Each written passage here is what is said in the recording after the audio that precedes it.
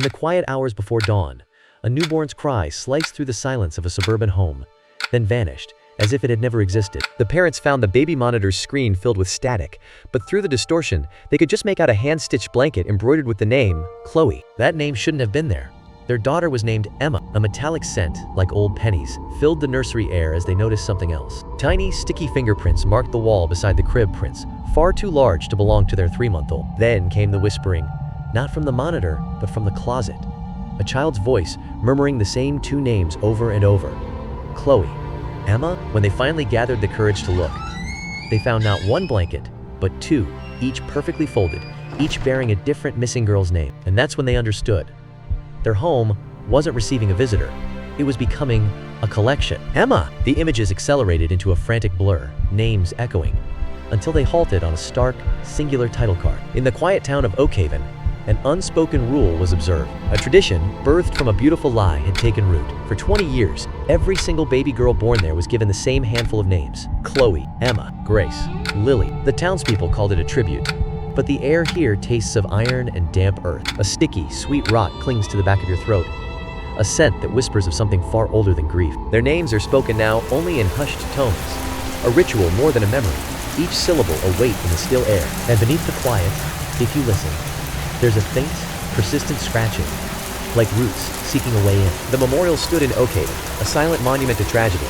But the mourners never asked the one question that could unravel everything. What if the girls they were mourning never actually left? The backstory begins here, in this seemingly idyllic town where the past refuses to rest. A faint scent of ozone hangs in the air, a subtle wrongness beneath the surface of normalcy. A classic American Main Street with flags, a diner, a park.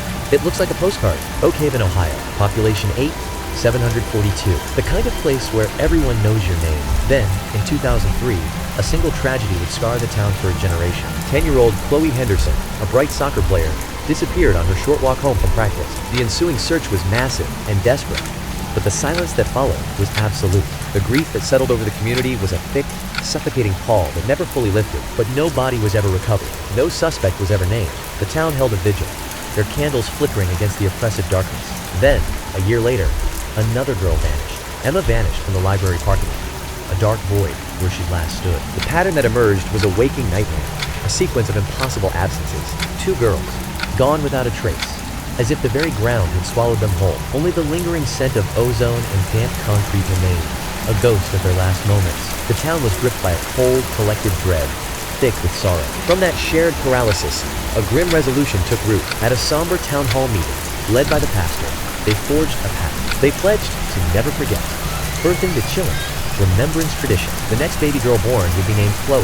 The one after that, Emma. It was a beautiful, heartbreaking act of collective memory. Pastor Ben's gentle eyes and reassuring smile became Oakhaven's anchor through the grief. He called the inscribed names a keji, shield of love, a sacred vow to protect the memory of the lost. And it worked. The ritual bound the town, transforming raw sorrow into profound unity. For years, Oakhaven was known not for its tragedy, but for the deep, quiet strength that grew in its shadow. For John and Sarah, this was more than just parenthood. They were part of something vast, giving a forgotten name a second breath. It felt profound, almost sacred. The air in the room held a strange, metallic tang, like old coins or distant rain. Their joy was edged with a quiet, unspoken weight, the gravity of what they had undertaken. In that hushed moment, they felt the immense, chilling responsibility of rewriting a lost story. Sarah's voice in the interview is soft, reverent, but carries an unsettling weight. She tells the camera, "When we learned it was a girl, we never considered another name. She was always going to be Grace. It felt right," she continues, the air in the room growing thick and still, like we were binding her to the very heart of this town with her first breath. But for Mike Henderson, Chloe's older brother, the tradition wasn't beautiful. It was a suffocating ritual. He was just 15 when his sister vanished into the autumn night, leaving only whispers and unanswered questions. Now a journalist in Chicago, the sound of his hometown's beautiful lie grated against his nerves like rusty metal on bone. Every visit home meant breathing air thick with ozone and decay, hearing the festival's forced cheer echo through streets that remembered a different truth. Mike, in his mid-30s, hunched over his laptop, the blue light carving shadows across his intense features. His fingers scrolled through digitized case files, each a cold, clinical record of a vanished person. The official story never sat right with him. The evidence was too sparse, the disappearances too clean. What was called a tradition of remembrance felt, to his gut, more like a systematic, polite erasure. When his own sister named her daughter Grace, the third missing girl, Mike decided to dig, not as a grieving brother, but as an investigator. He drew lines connecting the 3 missing girls: Chloe from 2003, Emma from 2004, and now Grace from 2005. The pattern solidified in the damp, silent room, its implication a cold, metallic taste in his mouth. The investigation's focus tightened around one common thread: Pastor Ben's new youth program, Oakhaven Roots, which all 3 missing girls had joined. The town's pristine image fractured for the first time when a retired detective, speaking from Florida, revealed an off-the-record detail. He disclosed that Pastor Ben, the community's pillar of comfort, had quietly been a person of interest. The suspicion wasn't based on hard evidence, but on his unsettling, omnipresent involvement in every grieving family's ordeal. His alibis came from trusted members of his own congregation. The lead was dropped for lack of evidence. A faint, coppery scent hung in the damp air as he moved deeper into Oakhaven. Each step crunched on frost-stiffened grass, the only sound in the gathering twilight. The case had gone cold, but the quiet here felt like a held breath. Mike paused at a simple memorial stone for Chloe Henderson.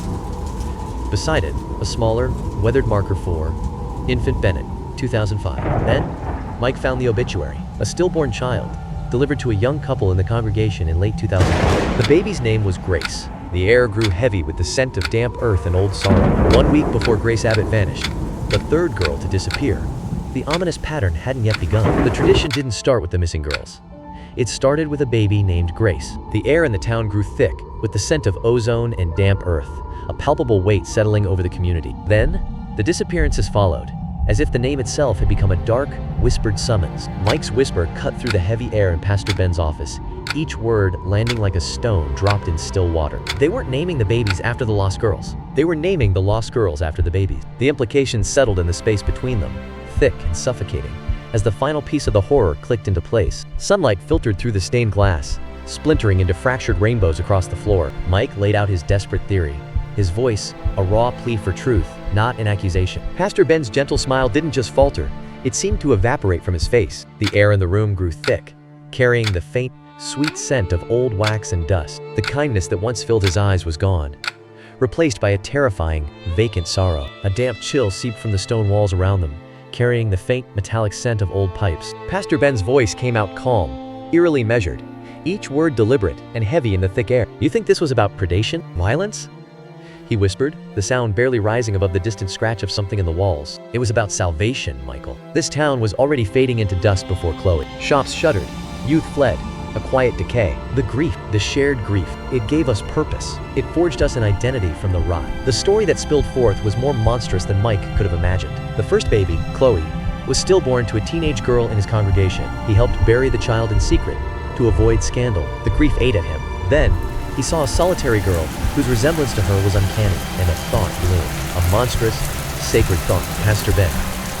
"I didn't take them, I saved them. I gave them a pure name, a town that would honor their memory forever. I placed them where they would be eternal. The first Chloe, she's in the ground. Our Chloe, she's woven into the very fabric of every soul in this room. She pulses within your niece." Which reality holds more weight? The air thickened with the scent of ozone as Mike's breath hitched, paralyzed by the implication. The camera pushes in on Pastor Ben's beatific, broken smile. Emma was a foster child no one wanted. Grace was going to be taken by the state. I didn't end their stories. I gave them a perfect, permanent one. He hadn't killed them. He had Curated them, taken lost, overlooked girls from the margins of society, and he forged them into the foundational myth of his dying town. "I made them the patron saints of Oakhaven." Their disappearances were the sacrifice that gave Oakhaven life, and the baby names were an ongoing sacrament. The police cars arrived at the church, their lights silent and spectral. Pastor Ben walked out calm, escorted, as if this were just another part of the ritual. The town watched from porches and windows, faces pale with incomprehension. Pastor Ben was taken into custody. Beneath the church's memorial garden, in a secluded corner, 3 small coffins rested. Inside lay Chloe, Emma, and Grace, each carefully shrouded in a hand-stitched blanket bearing their name. What the community saw as a beautiful tribute was, in truth, a meticulously crafted shrine to profound madness. The town square stood empty, the remembrance bench now cordoned off with police tape. For the people of Oakhaven, the true horror was just beginning. The lie had been exposed, but the tradition was woven deep into their lives. Now they were left with the damp, metallic scent of truth and the unsettling quiet of what came next. Every time a mother called her daughter for dinner, her voice echoing through the house like a summoning. Every time friends whispered a name in the school hallway, their laughter carrying down the linoleum corridor. They weren't just speaking, they were repeating an incantation woven by something ancient and hungry. Each utterance was a thread pulled taut, unknowingly upholding a design that had waited centuries in the silence between words. John and Sarah now look at their daughter Grace, with a love twisted by unspeakable revulsion. The question hangs in the air like a damp, cold presence. Do they change her name? Does the entire town adopt this terrible secret? We end with a slow push-in on a new baby announcement pinned in a local cafe. The certificate reads, "Welcome to the world, Lily Rose."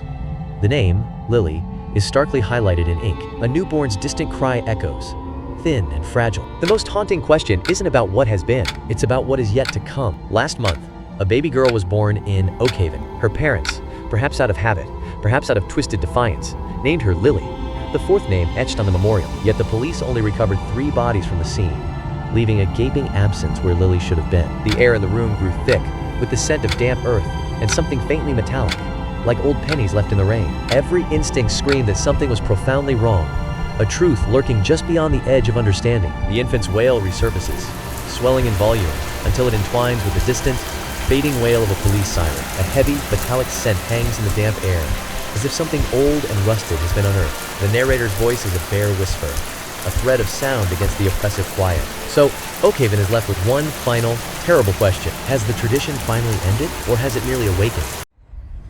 If the veil stirred, subscribe and meet the next encounter.